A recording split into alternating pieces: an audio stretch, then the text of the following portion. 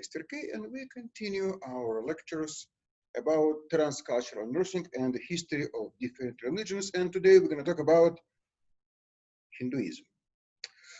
Well, Hinduism is one of the most important, well, I say, largest religion, one of the most world largest religion, with pretty much 900 million followers, which 95% of them live in India.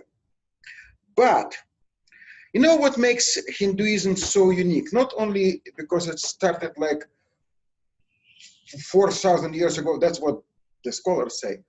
What makes it unique that it's not actually the single religion. You know, it doesn't have the founder. When you talk about Judaism, we talk about Abraham. We talk about Christianity, we talk about Jesus Christ. When we talk about Islam, we talk about Muhammad. When we talk about Hinduism,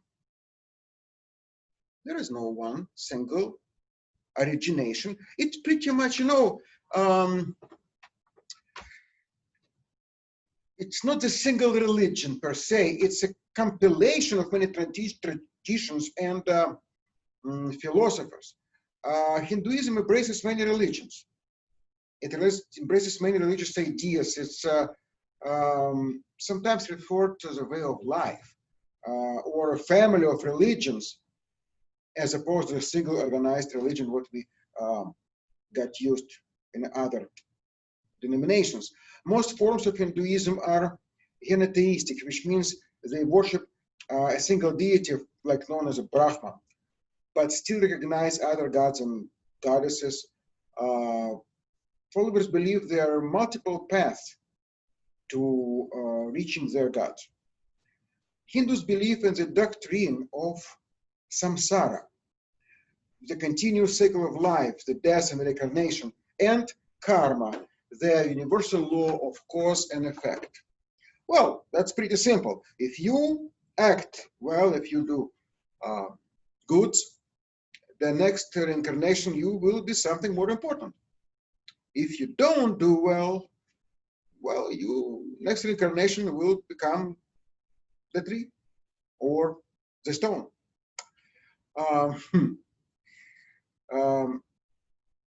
One of the key beliefs or thoughts in Hinduism is the Atman.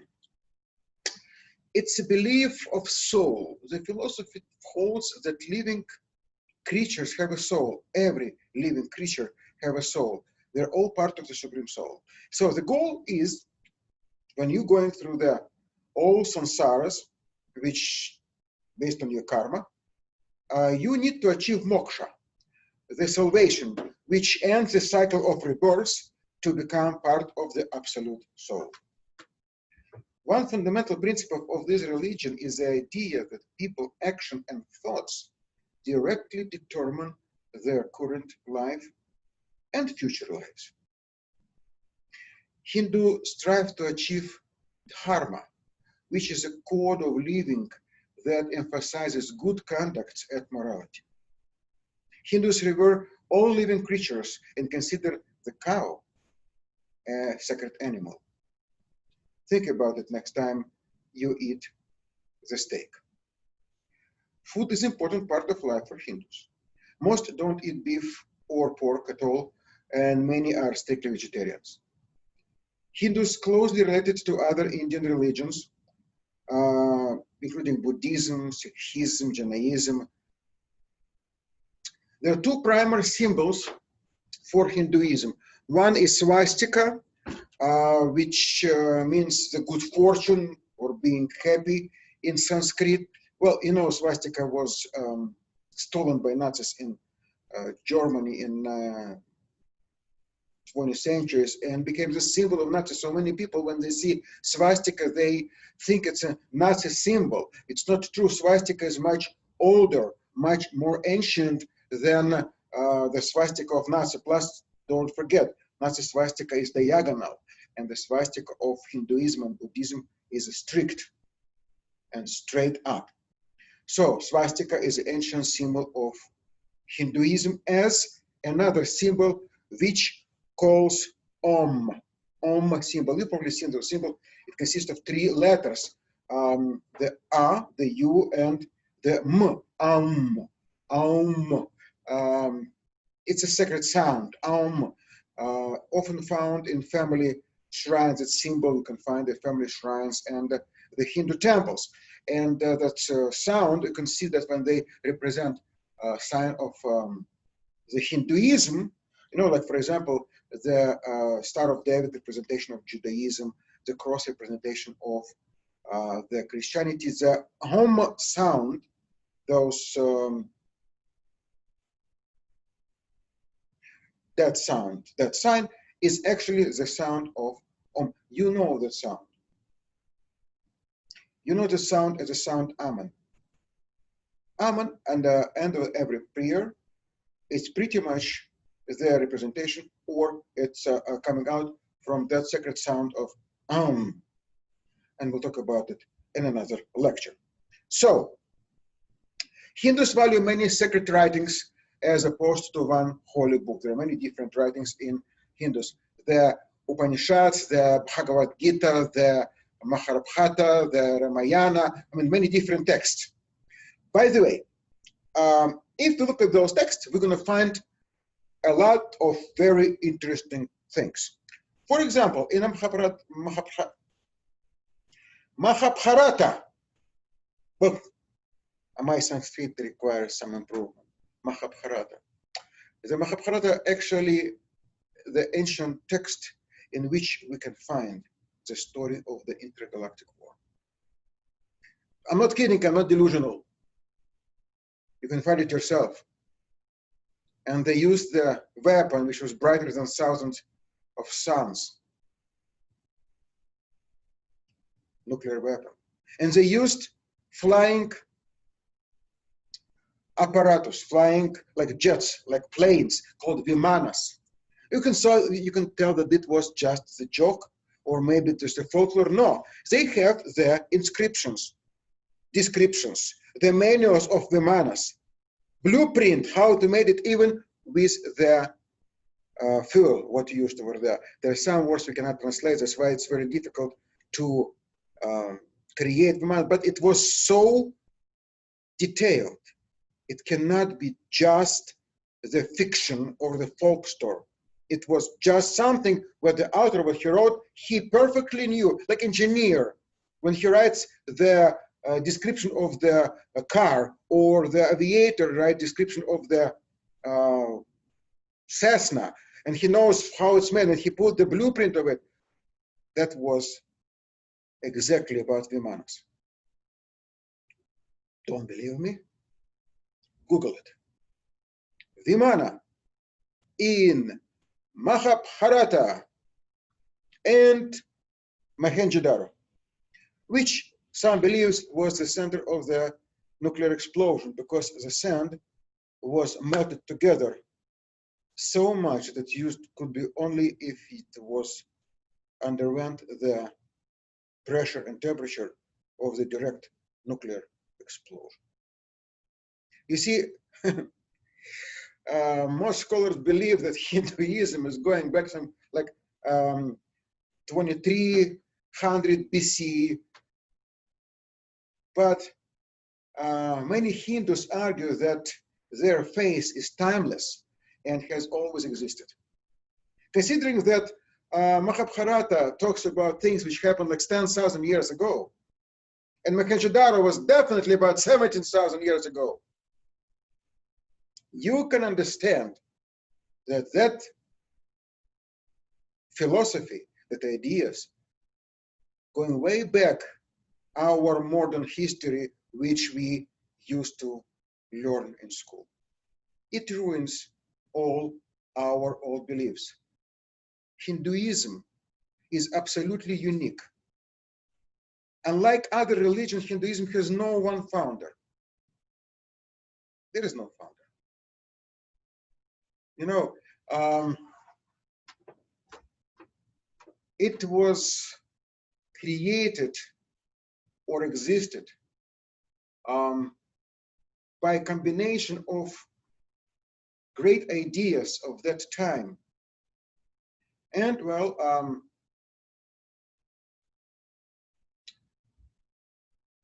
developed into the way of life and teaching which exists now, we can consider actually Hinduism the oldest religion in the world.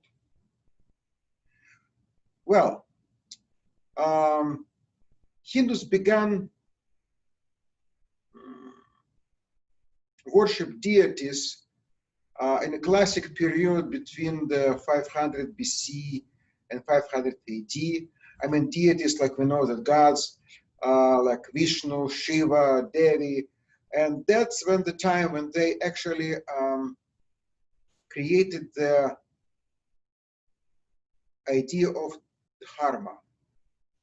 The concept of dharma was introduced in new texts, other religions like Buddhism, Jainism, and rapidly spread.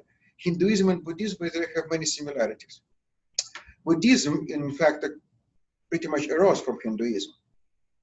Like Christianity came from Judaism, and Islam came from Judaism and Christianity, we can say that Buddhism came from Hinduism the same way.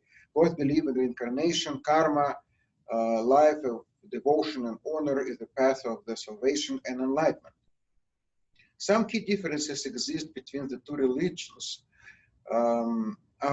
Buddhism rejects the caste system of Hinduism. You know, there's a caste system, and that's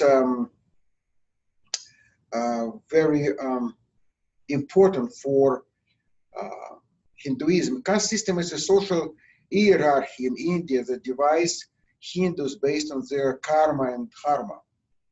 Many scholars believe the system actually dates back more than 3,000 years ago.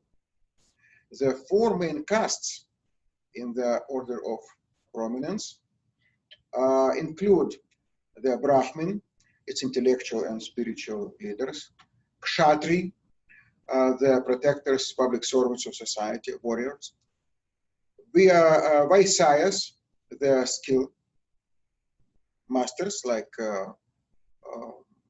producers, skillful producers; Shtudras, unskillful producers. Many subcategories also exist within each caste, and the untouchables are the class of citizens that are outside of the caste system and considered to be the lowest level of the social hierarchy. For centuries, caste system determined every aspect of a person's social, professional, and religious status in India. When India became an independent nation, the constitution banned discrimination based on caste.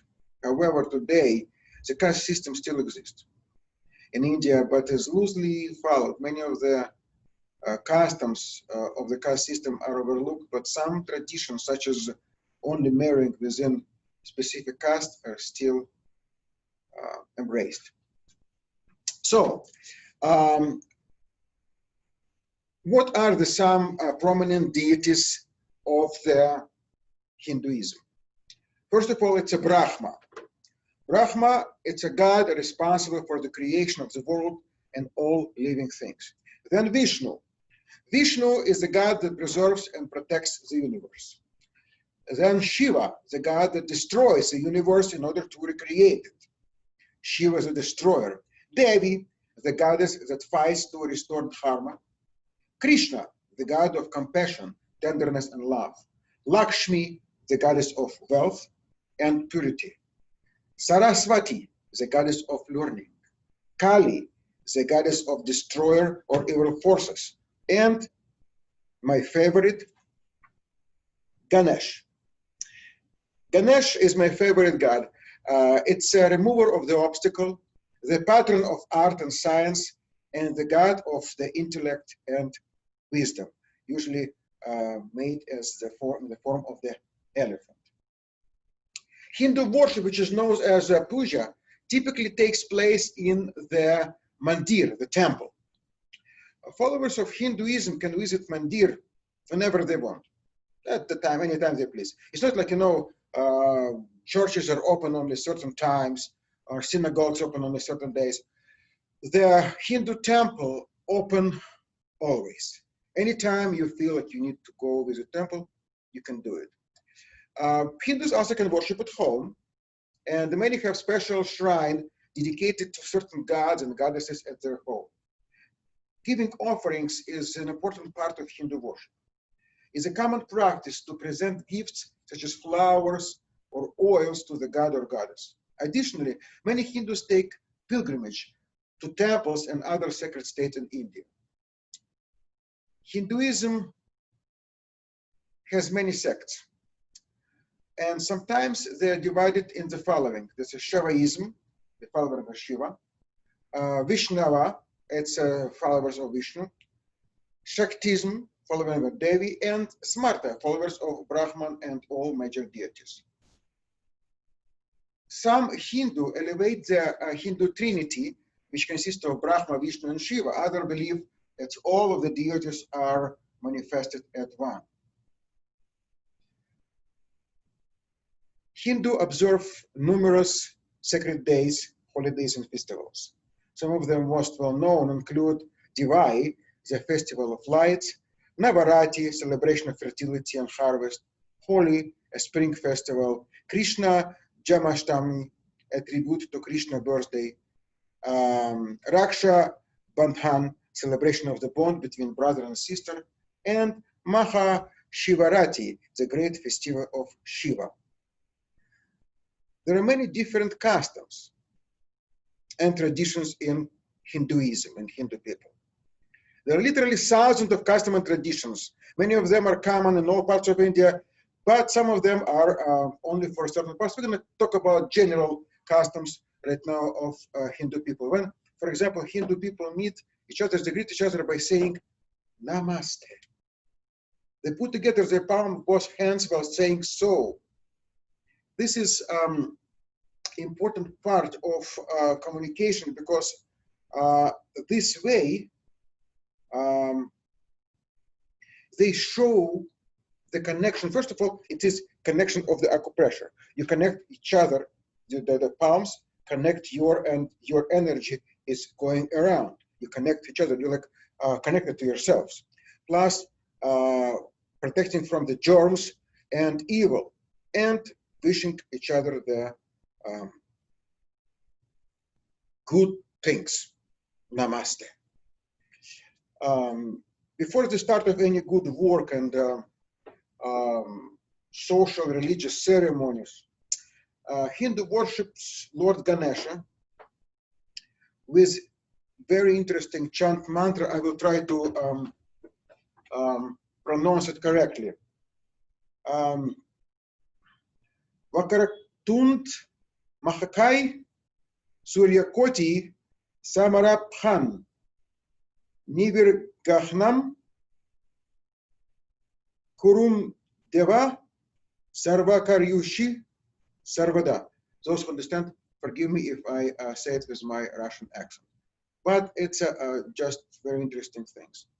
Now, Hindus don't wear footwear at home, nor in temples and other holy places. You know, there is one temple located on Las Virgenes Road in Calabasas. If you go there, you will see that. And I went there with my students once. It's a very interesting place. You know, it's what interesting. Many people who come there, when you come to that place, in front, you will see shoes. People leave shoes over there without nobody is even thinking that somebody can steal your sneakers over there. They come and they leave their shoes and come barefoot inside the temple. We tried to, well, of course, we couldn't come in because we were wearing our shoes, but that's so interesting. There is sacred ground over there which you have to walk without shoes. Hindus don't eat non-vegetarian food on Mondays, Thursdays, Saturdays, and other holidays when it's supposed to be. So Monday, Thursday, Saturdays, it is only vegetarian. Remember that when you have the Hindu patients. Interesting traditions about the marriage. Most marriages are arranged type, with the consent, of course, now between the bride and groom, but they still marry inside the caste. Marrying outside the caste considered a bad practice. Arranged marriages generally take place within the respective caste only. Marriage is a big ceremony. And usually people do not hesitate to take the big loan, money to create that ceremony, to create a festivity. It's a very big prestige issue. Bear with me. A married Hindu woman considered her husband as God, and the husband considered his wife as Ardhangini. Ardhangini means half body. It means when you marry someone, when you marry your wife, you become only half of the whole entity. The wife is the other half. So you are, without your wife, you become incomplete. Only with her together, you can complete entity which can survive the obstacles in the world. Another thing what I like in the custom in Hinduism, it's showing respect to elders as an integral part of the Hindu culture. A son must take care of the parents in the old age. Younger people touch the feet of their elders to show respect and take blessing from them. Mother, father, and teacher considered are next to God and highly respected. If Hindu people accidentally touch someone with their foot, they apologize for it by touching the body of the person with their right hand and then touching the same hand with their forehead. A guest also considered next to God and given the full respect. For the newborns, naming ceremony is performed on the 12th day of birthday. Also, remember in Judaism, it's a circumcision on the 8th day, and in Hindu on the 12th day, it is naming. Hindus eat food only with the right hand. Eating food with the left hand considered bad and unhygienic. Majority of people use hand instead of spoon for eating. They do not sniff flowers that are offered to gods. They offer food to gods before they eat it.